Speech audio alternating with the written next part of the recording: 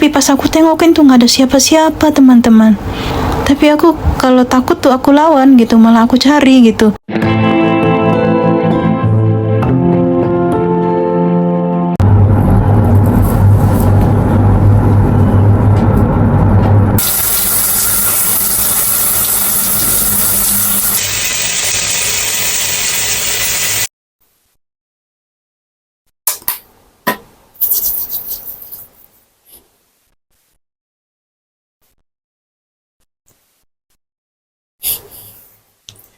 Halo teman-teman, Assalamualaikum. Jumpa lagi dengan Arsi Channel. Baru bangun nih teman-teman, agak kesiangan. Semalam tuh nggak tahu kenapa nggak bisa tidur. Gimana kabarnya teman-teman semua? Semoga teman-teman semua selalu dalam keadaan sehat walafiat ya. Tidak kurang suatu apapun, amin. Aku sekarang mau mulai aktivitas. Ini aku udah masak sarapan untuk majikan. Ini aku udah goreng ya. Pakai daging babi.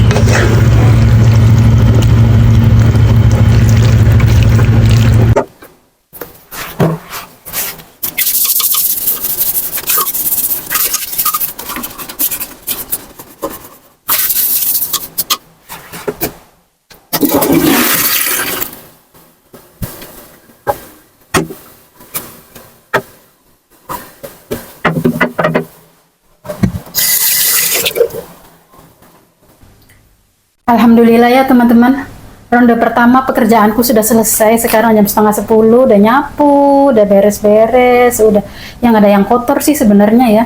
Tinggal nunggu majikan bangun aja, sarapan udah aku masakin bubur.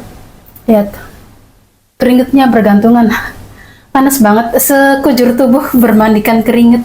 Panas banget teman-teman, karena di sini tuh nggak ada kipas ya. Terus mau nyalain AC yang nggak berani ya, takutnya kayak kemarin waktu aku nyalain AC tuh majikannya kayak rada nggak suka gitu. Nggak ngomong sih, cuman kaprok-kaprok gitu kayak emosi.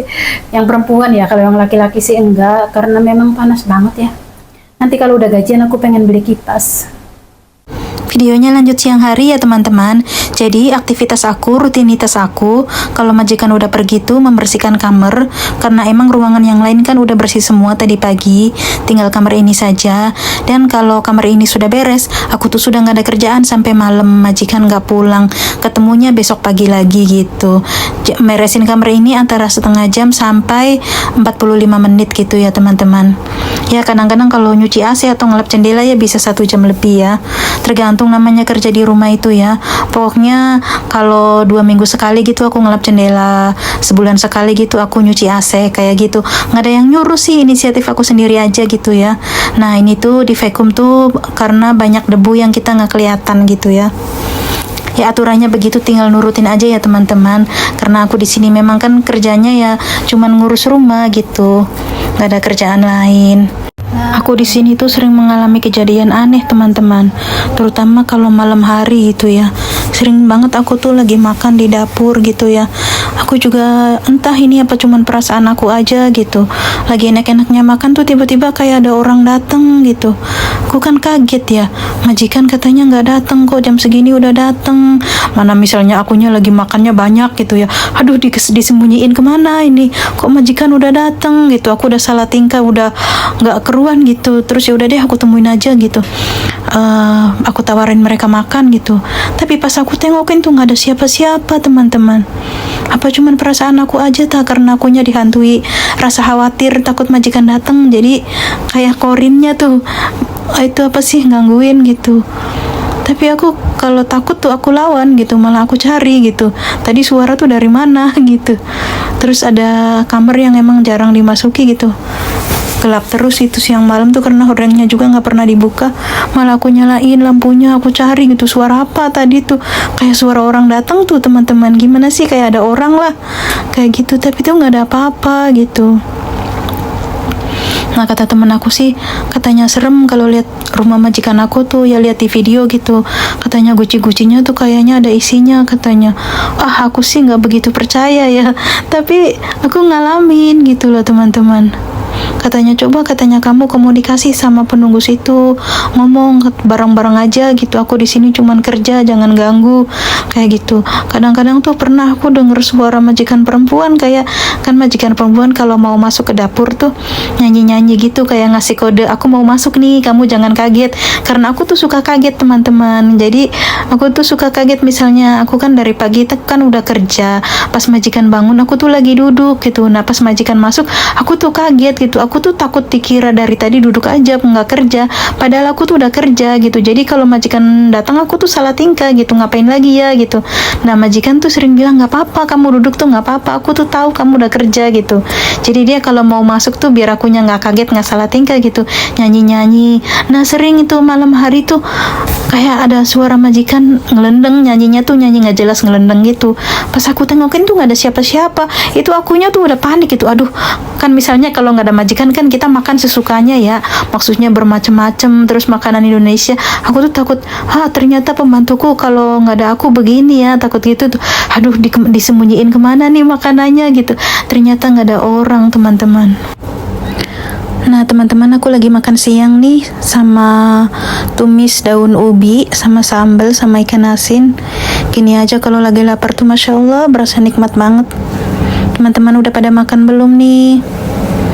Aku tuh kalau ngupload video tuh misalnya diupload hari ini, itu tuh aku nyetingnya tuh udah dari 2 minggu yang lalu, si video itu udah ready gitu.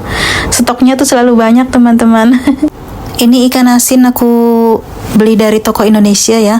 Kalau sambalnya ini nggak pedes, sambalnya orang Hong Kong.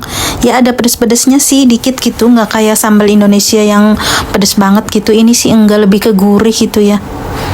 Aku lagi pesen ikan asin dari Indonesia juga, tapi belum datang ya. Mungkin minggu depan baru bisa diambil. Setelah makan nanti aku mau keluar teman-teman, turun ke bawah.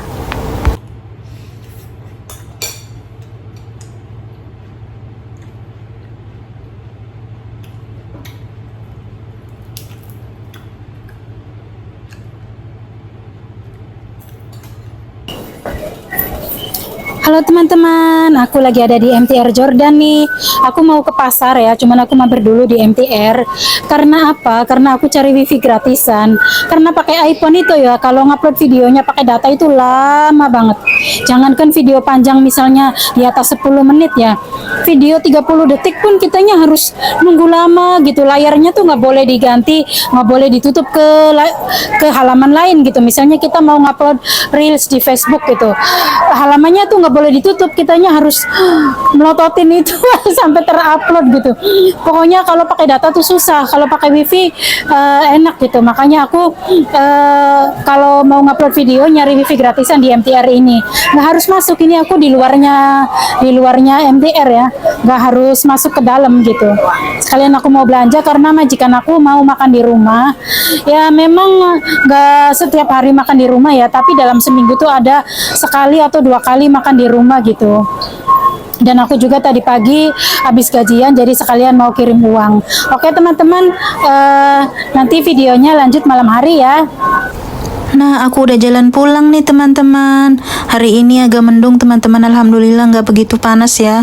Daripada panas tuh ya Allah, keringet tuh mengalir di punggung ini ya, berasa banget lengket kayaknya badan tuh. Makanya aku tuh lebih suka musim dingin ya.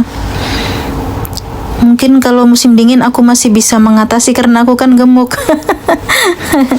Tapi kalau musim dingin ya kadang-kadang ngeluh juga, kapan sih selesainya, dingin banget. Aku tuh kangen keluar badan hangat gitu. Ya gitulah manusia, nggak ada bersyukurnya ya.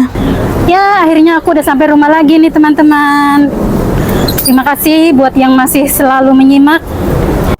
Malam harinya ada pertunjukan kembang api loh teman-teman, bagus banget. Ini tuh di TST Tower Clock tepatnya ya, Tsim Sha Tsui. Dari siang tuh banyak banget yang ngabarin aku ya teman-teman aku, Mbak libur enggak, sini rame banget di TST, banyak orang lagi pada nunggu pertunjukan kembang api. Jadi festivalnya malam, mereka tuh dari siang tuh udah bergerombol di situ, ibaratnya tuh ngerebut tempat, takut nggak dapet tempat gitu loh teman-teman. Nah aku tuh goblok, aku mikirnya sekarang aja udah rame begitu, nanti aku kesana aku nggak dapet tempat gitu. Nanti aku kesana acaranya udah selesai. Aku tuh lupa kalau kembang api ya pastinya kan malam ya. Aku yang ada di dalam pikiran aku tuh ya, nanti aku kesana, nanti aku kesana acaranya udah selesai. Aku mikirnya gitu, terus aku lupa kalau kembang api itu malam hari gitu ya. Ya emang setiap tahun ada teman-teman, dan di TST itu setiap malam ada pertunjukan Symphony of Light gitu ya. Jadi buat teman-teman yang ada di Indonesia mau jalan-jalan ke Hong Kong, jangan lewatkan satu atraksi yang sangat unik di Hong Kong, yaitu Symphony of Light, di mana acaranya itu dimulai jam 8. Selama kurang lebih 15-20 menit ada atraksi lampu dari gedung-gedung pencakar langit. Bener ya, Hong Kong tuh dijuluki negeri beton tuh. Jadi antara gedung satu sama gedung yang lain tuh kayak kerja sama gitu, membuat atraksi lampu. Jadi lampunya tuh kayak bikin sorotan ke sana, sorotan ke sini, pokoknya indah banget teman-teman. Nah, kalau ini tuh dalam rangka memperingati hari kemerdekaan Cina. Nah, karena Hong Kong ini masih negara bagiannya, jadi ikut merayakan. Aku mau sedikit cerita sejarah tentang Hong Kong ya teman-teman. Jadi Hong Kong itu dulunya salah satu daerah dalam negara Cina. Pada tahun 1842, Inggris merebut Pulau Hong Kong setelah mengalahkan Cina dalam Perang Candu Pertama. Setelah Perang Candu Kedua, Beijing dipaksa menyerahkan Kowloon, kawasan di seberang Hong Kong, pada tahun 1860. Nah, tahun 1898, untuk menguatkan kontrol di kawasan, Inggris menyewa lahan yang sebagian besar berada di sisi utara, yang dikenal sebagai New Territories, dengan janji akan mengembalikannya kembali ke Cina dalam 99 tahun. Hong Kong berkembang dengan sangat cepat di bawah kekuasaan Inggris, dengan menjadi salah satu pusat kegiatan ekonomi dan keuangan dunia. Kemudian pada tahun 1982, London dan Beijing memulai perundingan yang sulit mengenai prosedur dan syarat-syarat pengembalian Hong Kong ke Cina.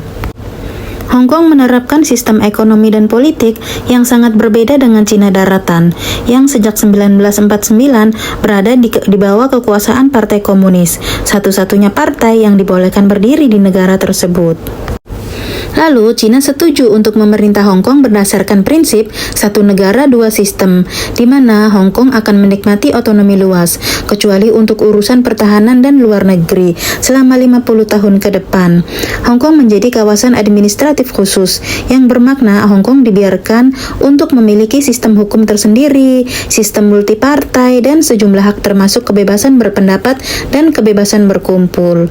Untuk menjamin hak-hak tersebut, Hong Kong memiliki konstitusi mini yang disebut Basic Law, dengan tujuan utama memilih pemimpin atau kepala eksekutif sesuai dengan prosedur demokratis dan hak pilih universal. Para pegiat pro-demokrasi selama bertahun-tahun mengkampanyekan hak warga Hong Kong untuk memilih sendiri pemimpin mereka. Pada tahun 2014, Beijing mengatakan warga akan bisa memilih pemimpin secara langsung, namun calon tersebut harus berasal dari daftar yang telah disetujui oleh pemerintah Cina. Ya sama aja bohong ya teman-teman. Jadi boleh milih sendiri gitu, tapi kandidatnya tuh harus disetujui dulu oleh Cina gitu. Jadi kalau yang pro sama Cina, oke, boleh maju jadi kandidat gitu. Kalau yang anti Cina, kamu tidak memenuhi syarat gitu untuk menjadi kandidat. Ini memicu protes besar-besaran dari orang-orang yang meminta penerapan demokrasi secara penuh di Hong Kong. Aksi demonstrasi membuat kegiatan di pusat kota lumpuh selama beberapa pekan. Ini aku sempat menyaksikan sendiri ya teman-teman, aksi demo besar-besaran itu sangat serem sekali dan aku tidak ingin melihatnya lagi ya. Namun aksi ini kemudian bisa dibubarkan. Banyak juga warga yang prihatin dengan campur tangan Beijing dalam urusan politik dalam negeri Hong Kong yang dianggap makin besar, yang berujung dengan pengabaian tradisi politik yang liberal. Situasi ini memunculkan dua kubu, pihak yang pro dengan campur tangan Partai Komunis Cina dan pihak pro demokrasi yang menginginkan identitas unik otonomi Hong Kong. Peringatan penyerahan Hong Kong biasanya diwarnai demonstrasi besar-besaran dari dua kubu. Aku lanjut ya teman-teman, pada tahun 2047 nanti akan menjadi titik penting karena setelah tahun ini, Cina tak lagi berkewajiban untuk memberikan otonomi luas ke Hong Kong, seperti disepakati dengan Inggris sebelum penyerahan dilakukan. Muncul seruan agar Hong Kong merdeka, namun pemerintah di Beijing sudah menutup opsi tersebut. Lantas bagaimana masa depan Hong Kong nantinya? Ada 3 kemungkinan, Cina akan menambah otonomi, mempertahankan beberapa hak khusus saja, atau Hong Kong akan kehilangan status khusus dan menjadi provinsi biasa sama seperti provinsi lainnya di Cina daratan tanpa menikmati otonomi luas. Dengan makin banyaknya warga muda yang sadar dengan hak-hak politik, sebagian besar analis memperkirakan akan ada pertarungan ketat mengenai masa depan Hong Kong. Ya, semoga aja nanti tahun 2047 aku sudah nggak ada di sini, aku sudah pensiun, aku sudah hidup bahagia dengan anak dan keluarga aku. Amin ya Allah ya Rabbal Alamin. Baiklah teman-teman, kita sudah sampai di penghujung video. Terima kasih buat yang selalu menyimak. Sampai jumpa di video selanjutnya. Bye-bye. Assalamualaikum.